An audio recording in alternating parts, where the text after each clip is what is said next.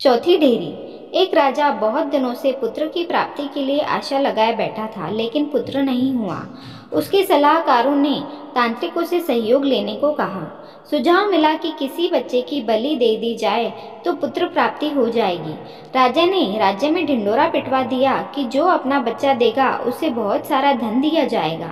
एक परिवार में कई बच्चे थे, गरीबी भी थी। एक ऐसा बच्चा भी था जो ईश्वर पर आस्था रखता था तथा संतों के सत्संग में अधिक समय देता था। परिवार को लगा कि इसे राजा को दे दिया जाए, क्योंकि ये कुछ काम भी नहीं करता है, हमारे किसी काम का भी नहीं है। इसे देने पर राजा प्रसन्न होकर बहुत सारा धन देगा। ऐसा ही किया गया। बच्चा राजा को दे दिया गया। राजा के तांत्रिकों द्वारा बच्चे की बलि की तैयारी हो गई। राजा को भी बुलाया गया। बच्चे से पूछा गया कि तुम्हारी आखिरी इच्छा क्या है। बच्चे ने कहा कि ठीक है, मेरे लिए रेत मंगा दीजिए। रेत आ गया। बच्चे ने रेत से 4 ढेरे बनाए। एक एक करके 3 रेत के ढेरों को तोड़ दिया और चौथे के सामने हाथ जोड़कर बैठ गया। उसने कहा कि अब जो करना है करें। यह सब देखकर तांत्रिक डर गए।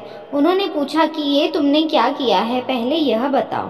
राजा ने भी पूछा तो बच्चे ने कहा कि पहले ढेरी मेरे माता पिता की है। मेरी रक्षा करना उनका कर्तव्य था, परंतु उन्होंने पैसों के लिए मुझे बेच दिया, इसीलिए मैंने ये ढेरी तोड़ी। दूसरी मेरे सगे संबंधियों की थी, उन्होंने भी मेरे माता पिता को नहीं समझाया।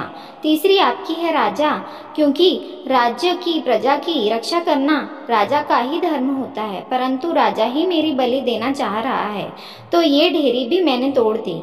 अब सिर्फ अपने सद्गुरु और ईश्वर पर ही मुझे भरोसा है, इसीलिए यह ढेरी मैंने तोड़ छोड़ दी है।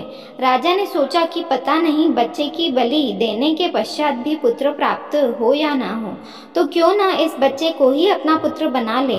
इतना समझदार और ईश्वर भक्त बच्चा है, इससे अच्छा बच्चा कहाँ मिलेगा। राजा ने उसे बच्चे को अपना पुत्र बना लिया और राजकुमार घोषित कर दिया। जो ईश्वर और सद्गुरु पर विश्वास रखता है, उनका बाल भी बांका नहीं होता। हर मुश्किल में जो भगवान का आसरा लेता है, उनका कहीं से किस प्रकार का कोई अहित नहीं होता। आशा है कि आपको वीडियो पसंद आई होगी। इस कहानी के बारे में आपकी क्या राय है, कमेंट करके हमें ज़रूर बताएं। ऐसी और कहानियाँ सुनने के लिए चैनल को सब्सक्राइब कर दीजिए। मिलते हैं अगले वीडियो में। धन्यवाद।